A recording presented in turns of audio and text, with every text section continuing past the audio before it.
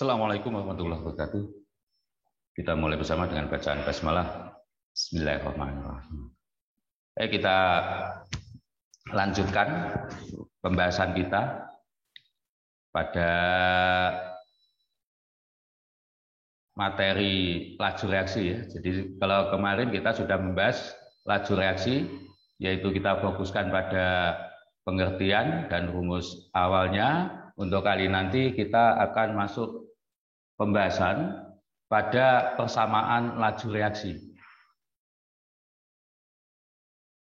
Jadi materi ini kelanjutan yang kemarin. Sedikit saya kembali ke pengertian yang kemarin sudah kita sampaikan, kita pahami bersama mengenai pengertian dari laju reaksi. Jadi laju reaksi pada dasarnya adalah menyatakan laju perubahan konsentrasi zat-zat komponen dalam suatu reaksi persatuan waktu.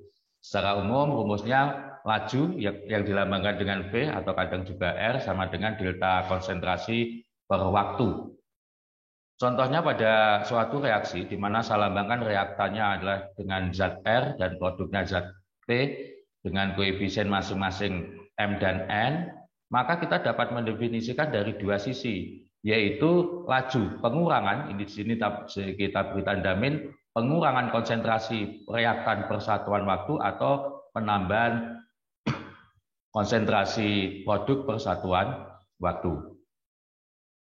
Jadi kita dapat meninjau dari dua hal. Atau kalau misalnya aja nanti dalam satu, ya ini satuannya nanti ingat bahwa konsentrasi laju reaksi konsentrasi satuannya adalah molar per detik. Jadi menurut hukum dari laju reaksi dalam satu persamaan reaksi yang lengkap seperti ini, misalnya reaksinya A dan B, kemudian menghasilkan zat produk C dan D, maka laju itu sebanding dengan koefisien. Ini besaran lajunya ya.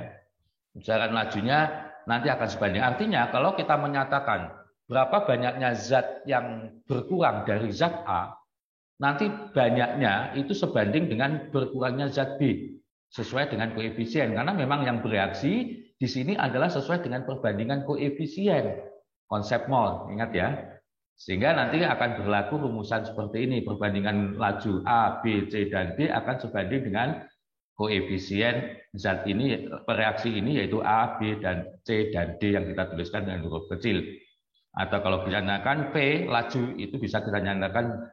Jadi boleh saya menyatakan laju itu dalam 4.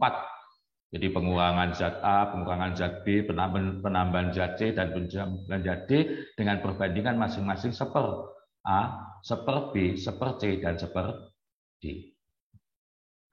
Itu mengenai pengertian. Kemudian faktor yang mempengaruhi laju reaksi, kemarin saya sebutkan, sebetulnya ada 4, tapi sering juga ada 5, karena yang keempat itu kemarin kan sudah saya sebutkan, sudah terjelaskan atau akan mempengaruhi pada faktor 2 dan ketiga, yaitu yang pertama luas permukaan, kedua konsentrasi, kemudian yang ketiga suhu, tekanan, dan yang terakhir katalis.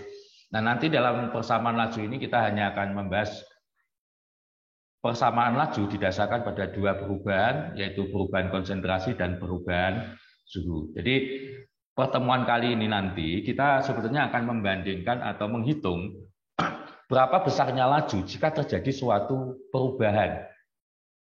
Jadi kalau awal tadi pengertian tadi kan kita melihat laju saat itu, sedangkan di sini nanti kita akan melihat jika ada zat kondisinya sekarang dengan zat kondisinya nanti itu bagaimana. Jadi kita ajarkan perubahan dari konsentrasi maupun perubahan suhu. Kita ingat kemarin bahwa konsentrasi bereaksi itu akan mempengaruhi, semakin besar konsentrasi, semakin banyak zat terlarut, semakin banyak partikel terlarut di dalamnya, sehingga memungkinkan itu terjadinya banyak tumbukan. Kalau terjadi banyak tumbukan, tentu akan mengakibatkan, memungkinkan terjadinya pertumbukan yang efektif. Kalau terjadi tumbukan efektif, maka akan terjadi reaksi atau perubahan. Ini ya, jadi kemarin sudah ya. Nah, yang perlu kita atau yang saya tekankan di sini adalah bahwa persamaan laju itu harus didasarkan pada data percobaan. Jadi kita nggak ngarang.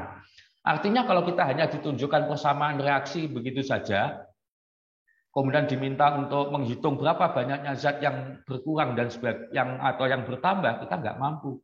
Ini harus didasarkan pada data percobaan. Setiap reaksi itu khas. Artinya reaksi A dan B dengan zat C dan D itu lajunya tidak akan sama. Dipengaruhi banyak faktor. Selain 4 atau 5 faktor tadi, yaitu kemarin di awal saya sampaikan sifat dasar dari zat itu sendiri. Makanya nanti kita menjumpai banyak sekali data-data di sini.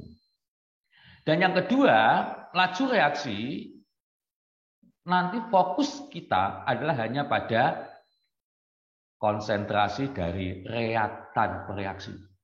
Jadi meskipun kemarin kita menuliskan reaksi A plus B menjadi C plus D, ketika kita menghitung laju reaksi, fokus kita nanti hanya, saya ulangi, hanya konsentrasi dari reaktan yang ada di kiri saja. Itu ya, jangan sampai lupa, kelihatannya mudah, tapi nanti kadang kita lupa memasukkan, apalagi nanti kalau sudah membahas bab berikutnya kesetimbangan, dua-duanya kita masukkan. Jadi harus melalui percobaan dan melalui konsentrasi reaktan. Sebetulnya ini saya tambah mulai awal aja, atau nanti aja ya, nanti yang tidak melalui percobaan, data percobaan bagaimana nanti ada. Yang kedua yaitu suhu. Jadi semakin tinggi atau ditambah suhunya, di situ terjadi suatu gerakan yang lebih cepat, jadi terjadi energi kinetik sehingga akan memungkinkan lebih banyaknya terjadi tumbukan. Karena banyaknya tumbukan memungkinkan terjadi tumbukan yang efektif dan setelah akan terjadi suatu reaksi atau perubahan. Baik, sekarang kita masuk saja ke persamaan laju. Jadi persamaan laju nanti banyak sekali cara menurunkannya. Yang kita bahas nanti hanya dua, yaitu didasarkan pada konsentrasi dan pada suhu. Pada konsentrasi pun untuk di tingkatan SMA ini hanya didasarkan pada konsentrasi awal bereaksi. Kita kalau nanti Anda mengikuti di Olimpiade itu nanti bisa didasarkan pada keadaan sesaat dan sebagainya. Tapi untuk Anda ini konsentrasi didasarkan konsentrasi awal bereaksi. Jadi misalnya saja, saya memiliki suatu reaksi dari suatu persamaan reaksi demikian. A plus B menjadi C. A plus B menjadi C. Koefisiennya A, B, dan C. Perhatikan ini yang saya tuliskan. Meskipun ini boleh Anda ganti-ganti koefisiennya apa saja, variabel apa saja, tapi dalam hal ini nanti ada kekhasan dari rumusan laju ini. Nah, jadi untuk reaksi seperti ini, A plus B menjadi C dengan koefisien A, B, C, saya tulis kecil, maka akan berlaku. Perhatikan bahwa di sini yang berpengaruh adalah konsentrasi dari bereaksi. Sehingga rumus lajunya nanti sama dengan,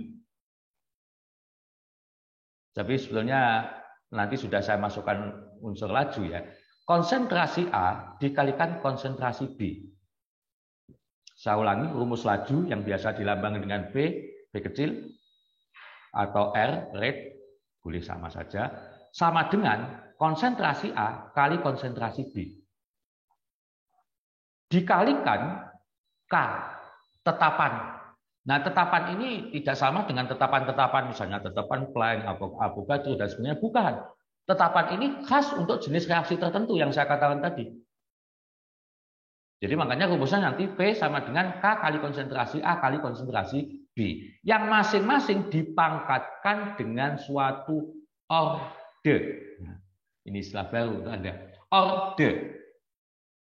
Yang saya tekankan di sini bahwa ini boleh saja Anda menggunakan huruf apa saja ya. Ada yang menyebutkan XY misalnya ya silakan. PQ ya boleh saja. EZ silakan. Tapi yang penting di sini yang saya tekankan bahwa pangkat yang merupakan orde ini tidak selalu sama dengan A dan B. Ini yang saya tekankan. Jadi jangan terjebak nanti.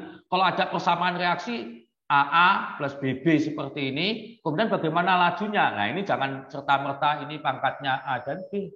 Pangkatnya boleh apa saja, berapa saja. Nah ini nanti yang akan kita hitung didasarkan pada perhitungan. Jadi di sini nanti kita jadi sekaligus kita nanti bagaimana pengaruh suhu dan pengaruh konsentrasi dalam laju reaksi ini. Berarti Anda kembali ke metode ilmiah ya. Ingat-ingat variabel bebas, variabel terikat, dan variabel kontrol. Kita sambil belajar ilmiah, berpikir ilmiah. Ini ya, saya tekankan sekali lagi rumusnya, pangkatnya ini M kali N dan N ini tidak selalu sama dengan A dan B. Nah, M dan N ini dinamakan dengan orde.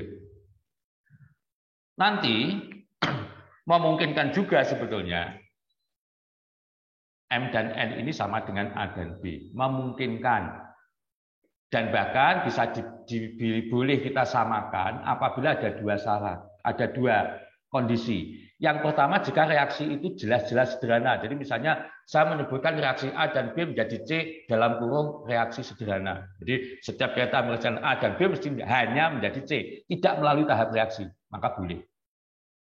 Yang kedua, apabila ada tahap-tahap reaksi, kemudian di situ ada keterangan tahap paling lambat. Nah, tahap paling lambat inilah yang kemarin saya jelaskan menentukan laju reaksi, dan itu boleh nanti dimasukkan dalam rumus. Jadi itu hanya kondisi khusus ya. Jadi ada dua kondisi khusus, yaitu ketika persamaan reaksi itu sederhana, yang kedua ketika salah satu tahap dari suatu reaksi di mana tahap itu adalah tahap yang paling lambat. Tapi secara umum bahwa orde M dan N tidak selalu sama dengan A dan B. Ini keterangannya, jadi nanti V, R, laju reaksi, konsentrasi satuannya molar per detik. Nah, tetapan laju ini nanti bisa berubah-ubah, tapi yang jelas selalu molar berpangkat min berapa begitu per detik, second min 1. Nah, ini nanti menyesuaikan di sini. Jadi bagaimana kita menggunakan rumus perkalian ini dan ini nanti, kalau dikalian ini hasil akhirnya satuannya molar per detik.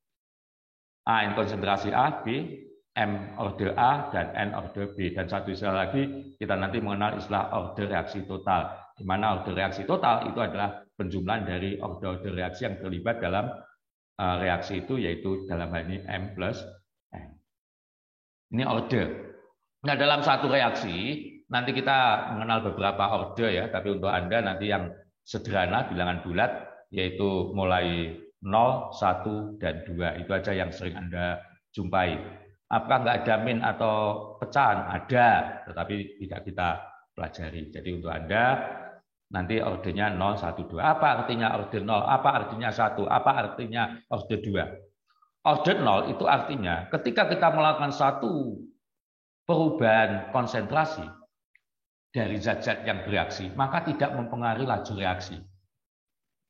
Jadi ditambah seperti apapun ya tetap. Jadi seperti jalannya tank. Jadi kita gas apapun ya jalannya seperti itu gitu. Jadi itu jadi apa atau hanya samanya kalau kita ngegas diesel sawah gitu. Digas seperti apapun ya nggak akan jalan gitu karena nggak ada rodanya. Ya ibaratnya seperti itu. Jadi ordinal bahwa jika ada perubahan reaksi itu, konsentrasi reaksi itu tidak mempengaruhi laju reaksi. Kalau orde 1, jika konsentrasi itu didua kalikan, maka lajunya juga 2 kali. Jika lajunya di3 kalikan, konsentrasinya di3 kalikan, ya ikut 3 kali. Kalau 5 kali, ya 5 kali. Itu orde 1. Kalau orde 2, dipangkatkan. Jadi kalau misalnya aja pada kondisi tertentu konsentrasinya di2 kalikan, maka kecepatannya 2 pangkat 2. Kalau di3 kalikan, berarti 3 pangkat 2. Jadi sebagai pangkat, jadi 9 kali. Dengan kita menambah 2 kalinya menjadi 4 kali kecepatannya. Dengan di3 kalikan menjadi 9 kali. Di 5 kalikan menjadi 25 kali lajunya. Jadi lajunya semakin jauh lebih cepat. Jadi ini arti orde. Kalau digambarkan secara grafik, jadi orde 0 itu seperti ini. Jadi berapapun konsentrasi perubahannya, ini ya tetap landai saja lajunya. Tetap lajunya nggak ada perubahan. Tapi kalau orde 1 di sini, kalau ini naik, ya ikut naik. Jadi naiknya sekian setara begitu. Kalau orde 2 naik sebagai garis lengkung ya, kurva. Gitu. Ini rumusan lajunya. Baik, kita sekarang masuk ke langsung ke contoh saja bagaimana kita menyelesaikan satu soal apabila kita mendapatkan soal laju reaksi. Jadi contohnya ini kan laju yang didasarkan pada data percobaan antara reaksi NO plus Cl2. Jadi NOCl2. Sekali lagi kita hanya fokus pada NO dan Cl2. Misalnya didapatkan data seperti ini. Ini perhatikan angkanya 01, 01, 02, 03, 01, 02, 01, 03, 4, 16, 8, dan sebagainya. Ya, nanti dalam data Anda harus hati-hati di sini. Misalnya 10 pangkat min. Nah, minnya itu berapa? Min 3 dengan min 4. Dan itu kalau nggak sama, dalam pikiran kita harus bisa menyamakan begitu supaya mudah membandingkan bilangannya. Nah, misalnya saja dari persamaan ini saya tanyakan, berapa lajunya pada percobaan yang keempat ini? Pertanyaannya sederhana, tetapi sebetulnya untuk menjawab ini kita harus melalui beberapa pertanyaan dan beberapa buku. Kadang Anda dituntun untuk menjawab pertanyaan ini, pertanyaan sederhana ini. Kalau saya uraikan pertanyaan ini menjadi 6 pertanyaan. Jadi bagaimana rumus umum lajunya, berapa order reaksi terhadap NO, berapa order reaksi konsentrasi Cl2, maaf ini Cl2 ya, belum saya indeks. Yang ketiga, berapa order reaksi total. Yang keempat, berapa nilai K atau harga K-nya. Dan yang terakhir, baru pertanyaan ini. Tentukan laju reaksi pada percobaan yang keempat. Jadi pertanyaan saya tadi hanya percobaan yang ini. Artinya, kalau saya menanyakan ini, mau tidak mau, Anda harus mengerjakan A sampai E dulu. Gitu. Baru bisa menjawab jawaban E. Ya, baik, kita kerjakan. Saya tulis ulang persamaan dan ini karena ya sebagai kerepaan nanti supaya kita bisa menyelesaikan. Baik, yang pertama rumus lajunya, rumus umumnya. Jadi kita menyatakan rumus dasarnya atau rumus umumnya ini karena kita belum tahu bahwa laju ini sama dengan K kali konsentrasi NO kali konsentrasi Cl2. Masing-masing memiliki order. Ordernya berapa? Belum tahu. Ya karena belum tahu, pangkatkan saja dengan variabel tertentu yaitu M dan N. Ini pertanyaan pertama selesai. Tahu maksud saya ya? Jadi ini pertanyaan pertama ini. Jadi bagaimana rumus umumnya ya? Seperti ini dulu. Baru yang kedua, kita bisa mencari bagaimana order terhadap M. Cara mencari order terhadap M itu begini. Order M itu kan miliknya apa? NO ya, NO ini. Untuk mudah mencari data, bagaimana kita bisa, makanya Anda mengenai istilah variabel bebas, variabel terikat, dan variabel kontrol ya. Kita harus mengontrol. Yang lainnya tetap. Jadi karena ini NO dan Cl2, ketika kita akan mengerjakan konsentrasi perubahan konsentrasi NO, maka kita buat konsentrasi Cl2 yang tetap. Jadi ini tetap. Kita lihat yang tetap mana? Cl2, data 1 dan data 3. Ini untuk NO. Beda nanti Cl2, ketika kita akan menentukan konsentrasi Cl2, kita cari NO-nya yang tetap. Yang tetap mana? Data 1 dan 2. Itu nanti cara yang berikutnya ya. Baik, kita sekarang yang ke NO. Kita cari yang Cl2-nya tetap, yaitu data 1 dan 3. Maka kita akan mendapatkan rumusan ini. Kita masukkan saja. Ini saya sekedar. Mengapa ini langsung saya tuliskan? Ini pada dasarnya kan saya membuat perbandingan. V sama dengan K. Nanti setelah ini saya jelaskan. Ini kan saya membuat cepat supaya Anda tertarik. Begitu. Ini kalau dimasukkan, V-nya kan ini. Nah, V3 dan V1. Kemudian Cl2-nya kalau saya tuliskan di sini kan ya tetap sama 0,1 dengan 0,1 ya. 0,1 bagi 0,1 ya 1, maka nggak saya tuliskan begitu. Nah, ini secara sederhana berarti konsentrasi NO. Data yang ketiga, ini bukan indeks ya, tapi data yang ketiga dibanding dengan konsentrasi NO data yang pertama dengan koefisien atau order M sama dengan B3/2. Maka kita masukkan angkanya, datanya 0,2 dan 0,1 sama dengan ini 8 dan 4. Maka 2 pangkat M sama dengan 2. Berarti berapa M-nya? 1. Ini matematik, ini urusannya matematik. 2 pangkat berapa sama dengan 2, berarti M-nya sama dengan 1. Dengan cara yang sama untuk menghitung atau menentukan order terhadap Cl2 yaitu N, maka kita cari di sini yang sama yaitu data 1 dan 2. Maka kita masukkan angkanya, maka dengan cara yang sama didapatkan 0,2 per 0,1 kuadrat sama dengan 16 per 4. 16 per 4 berapa? 4. 2 pangkat berapa sama dengan 4, berarti berapanya tadi atau N-nya sama dengan 2. Dengan demikian, orde totalnya adalah 1 tambah 2 sama dengan 3. Nah, untuk pertanyaan yang D, yaitu menentukan harga K, K-nya bagaimana? Dan F ya. Jadi rumus lajunya V sama dengan K kali NO pangkat 1. Jadi angka 1 dan 2 tadi tinggal kita kembali, kita masukkan dan pengganti M dan N gitu aja. Pangkat 1 kali CL2 pangkat 2. Nah, K-nya berapa? Ini yang akan kita hitung. Ini saya tuliskan 1, seharusnya tidak perlu ya, tapi saya tunjukkan bahwa ini menghasilkan angka 1. Maka rumus lajunya untuk menghitung harga K, maka cukup Anda memasukkan ke salah satu data. Misalnya aja di sini kita masukkan ke data yang pertama ya, kita masukkan angkanya. Ya, K-nya akan kita cari, V-nya kan ada 4, NO konsentrasi NO 0,1, konsentrasi L2 0,1, tadi rumusannya kuadrat, berarti ini pangkat 2, berarti K-nya sama dengan 4 kali 10 pangkat 3. Ketemu. Kali M pangkat min 2 kali S pangkat min 1.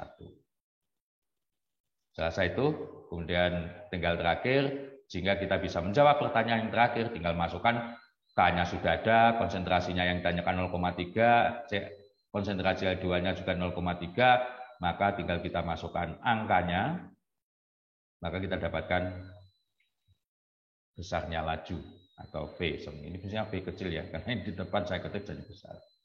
108. Baik, ke contoh berikutnya, contoh kedua. Maaf. Misalnya saya punya reaksi NO dan H2. Nah, saya nggak lihat yang belakang. Maka nanti ya sama. Misalnya kita punya data seperti ini. Maka cara menyelesaikannya sama sebenarnya dengan tadi ya. Hanya lebih saya jabarkan, mungkin nanti Anda bisa mempelajari. Maka cara menuliskan persamaan laju reaksinya, jadi laju reaksinya ya K kali konsentrasi NO pangkat X, H2 pangkat Y. Saya berganti tadi M dan N, ini saya ganti dengan X dan Y. Nggak apa-apa. Tapi yang jelas saya belum bisa memastikan angkanya berapa, bukan 2 dan 1 ya. Tapi masih X dan Y. Coba saya hitung untuk menentukan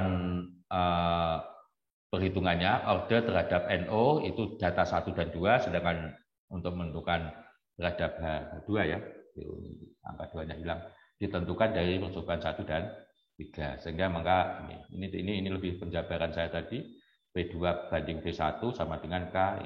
Ini kan nggak percaya, ini tadi kan kita nggak menulis ya yang penyelesaian tadi. Untuk apa ditulis bagi buku gitu. Jadi hanya membandingkan ini saja.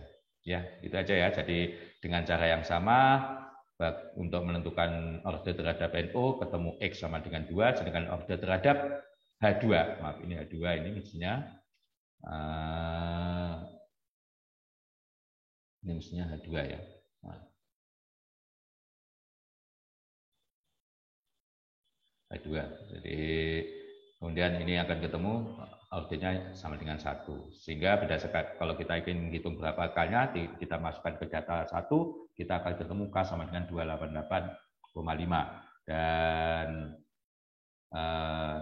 persamaan lengkapnya akhirnya kita bisa menentukan, kalau tadi saya hanya menuliskan K gitu, boleh saja K-nya ini dimasukkan hingga V sama dengan 288,5 kali NO pangkat 2 kali H pangkat 2. Nah, cara menyelesaikan tadi itu sebenarnya jauh lebih bisa secara logika, apalagi kalau nanti Anda menghadapi soal pilihan ganda ya. Jadi soal nomor 1 dan nomor 2, cara berpikirnya begini. Ketika kita akan menentukan orde terhadap CL2, kita cari, kita lihat yang NO-nya tetap. Sebaliknya kalau kita akan menentukan orde terhadap NO, kita lihat yang CL2-nya tetap. Maksudnya gini, ketika misalnya jasa akan menentukan NO, ini kita cari yang sama kan ini. Kemudian ini berapa kali? Jadi saya ini kan gini, kemudian ini berapa kali? Oh, saya ke bawah, dari atas ke bawah gitu. Kemudian kita lihat lajunya juga dari atas ke bawah. Ini berapa kali? 2. Ini juga 2 kali. Logikanya 2 pangkat berapa sama dengan 2, gitu aja. Berapa? 2 pangkat berapa sama dengan 2? Pangkat 1. Maka ketemu di sini M sama dengan 1. Dengan cara yang sama, nanti untuk menentukan orde terhadap CL2, kita lihat yang ini sama. Yang sama itu mana? Data 1, 2, ini ya. Maka kita lihat ini berapa. Nah, pada konsentrasi dan ini pada lajunya. Ini berapa kali? 2 kali. Yang ini 4 kali. 2 pangkat berapa sama dengan 4. Pangkat berapa? Ya pangkat 2. Berarti N-nya ketemu 2. Udah ya. Jadi, sehingga nanti tinggal kita masukkan rumusnya begitu aja. Dengan cara yang sama bawah pun juga demikian gitu. Jadi untuk H2 NO-nya kita lihat yang sama. Jadi ini berapa kali, ini tapi ini nanti gini, data-data itu kadang agak pembulatan. Seperti ini 2,4 sampai dengan 5,1 ini 4 kalinya gitu ya. Meskipun kalau tepatnya kan 2 kalinya, mestinya tepatnya kan 4,8, tapi ini kan mendekati. Ini mungkin yang pembulatan dari 2,5 ini sedikit kelebihan. Jadi ini pembulatan. Jadi begini. Dengan cara yang sama berarti jadi ini 2 kali, ini 2 kali berarti orde 1 terhadap H2. Yang yang ini tetap terhadap NO ini 6,4 dengan 2 kali, yang ini 2 lah ini 2,4 dengan 1,0 ini lebih besar 1,0 ya ini. Karena di sini pangkatnya ini min 4, ini min 5. Ini kalau jadikan min 5 kan jadi 10. 2,4 jadi 10 4 kali berarti ini 2 kali, ini 4 kali. Kemudian ada beberapa tambahan yaitu kalau misalnya saja data yang dicantumkan ini kebetulan data saya kan V atau laju ya. Terkadang di sini yang dicantumkan adalah waktu, misalnya dalam bentuk detik, 10 detik, 20 detik, 40 detik, begitu ya. Maka pada dasarnya bahwa rumusan antara waktu itu berbanding terbalik dengan laju, sehingga nanti kita dapatkan V sama dengan seperti. Jadi kalau kita berpikir seperti itu, kalau ini tadi saya turun ke bawah begini, kalau seandainya ini T ya waktu, maka ini saya balik tangan saya ke atas.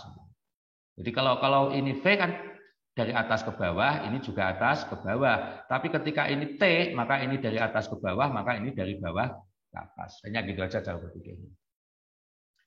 Baik, sekarang hubungan kuantitatif pada suhu. Jadi secara umum beberapa buku ini sebenarnya sudah mempermudah Anda saja di tingkat SMA. Pada umumnya secara kuantitatif setiap kenaikan 10 derajat, laju reaksi itu mengalami kenaikan 2 kali. Ini sebenarnya nggak tepat ya. Ini hanya mempermudah untuk Anda yang belajar. Sehingga dirumuskan nanti VT, laju pada T, pada suhu. T ini T besar ini suhu ya, bukan waktu, sama dengan V0 kali 2 pangkat T min T0 per 10. Jadi 10 ini adalah kenaikan 10, T ini suhu akhir, T0 itu suhu awal. Ini 2 itu berarti 2 kali. Secara umum, saya sering tidak menggunakan ini. Secara umum gini saya. Jadi bisa saja saya menanyakan 3 kali. Nah, jadi ini berapa kali? Setiap kenaikan 15 derajat. Nah, boleh saja. Jadi ini saya ulangi. Ini memang di beberapa buku menyebut ini, tapi saya cenderung menggunakan ini bahwa laju pada suhu akhir itu sama dengan laju pada suhu awal kali berapa kali ketika suhu itu dinaikkan sekian derajat. Penjelasannya, jadi kalau T itu untuk T besar ini suhu akhir, T0 suhu awal. Nah, nanti kalau waktu yang digunakan, ini agak rumit tapi sebenarnya sama saja. Bahwa tadi VT itu kan seperti T ya. V0 berarti seperti 0. Tadi sebelum presentasi sebelumnya tadi kan V sebanding dengan berbanding terbalik dengan seperti. Maka rumusnya sama dengan N. Sehingga nanti boleh juga secara matematik kalau Anda tidak supaya nggak jelimet gitu. Ini kan seperti, ini seperti ya. Ini seperti kan bingung begitu. Langsung boleh TT sama dengan T0 kali, tapi ini seper N. Baik, langsung ke contoh saja persamaan. Nah ya, sebelum ke itu saya perlu menekankan bahwa sebetulnya persamaan yang saya tuliskan yang mengatakan bahwa setiap kenaikan 10 derajat laju reaksi 2 kali kecepatannya itu tidak tepat. Sebetulnya rumusannya awalnya ini. Dari persamaan Arrhenius, jadi mana K sama dengan AE min EA per RT. Tapi ini memungkinkan Anda kesulitan, maka saya tidak akan menjelaskan di situ. Dan buku-buku tingkat SMA mempermudah Anda. Baik, contoh yang ketiga, jadi gini. Tiap kenaikan 10 derajat, laju reaksi suatu zat akan naik 2 kali semula. Jika pada suhu 30 berlangsung selama 4 menit, maka berapa pada suhu 70 derajat? Kita masukkan saja ke dalam rumus ini. TT sama dengan T0 seper N kali TT min T0 per E. Ya kita masukkan angkanya gitu aja. Jadi ini kan T0-nya kan laju awalnya atau waktu awalnya kan 4 menit. Ini adalah TT itu T akhir 70, T0 adalah 30, kemudian X-nya setiap kenaikan 10, N-nya itu adalah 2 kali. Tinggal masukkan 4 kali setengah pangkat 70 min 30, 4 kali setengah pangkat 4, berarti akan ketemu 4 kali 1/16, 2 pangkat 4, 16 ya. Jadi itu 16, sehingga TT sama dengan 1/4. Satuannya menit. Atau kalau kita cobakan berarti kan berapa? 15 detik. Baik, saya rasa itu pertemuan kita pada kali ini. Kita sudah membahas bagaimana persamaan laju reaksi. Nanti silakan Anda banyak berlatih. Kalau kurang jelas silakan Anda bertanya. Insya Allah nanti lebih banyak berlatih itu akan mempermudah untuk pemahaman Anda dalam konsep. Kita tadi sudah membahas persamaan laju reaksi, baik pada perubahan berdasarkan perubahan konsentrasi maupun perubahan suhu, sekaligus kita sudah menjabarkan atau memahami bagaimana reaksi serta menentukan konstansa laju reaksi. Saya rasa itu dari saya. Kurang lebihnya saya maaf. Marilah pertemuan ini kita akhiri bersama dengan bacaan hamdalah. Alhamdulillahirabbil alamin. Semoga bermanfaat bagi kita semua untuk meningkatkan potensi atau mengembangkan potensi yang kita miliki. Kurang lebihnya sekali lagi, saya maaf. Terima kasih. Assalamualaikum warahmatullahi wabarakatuh.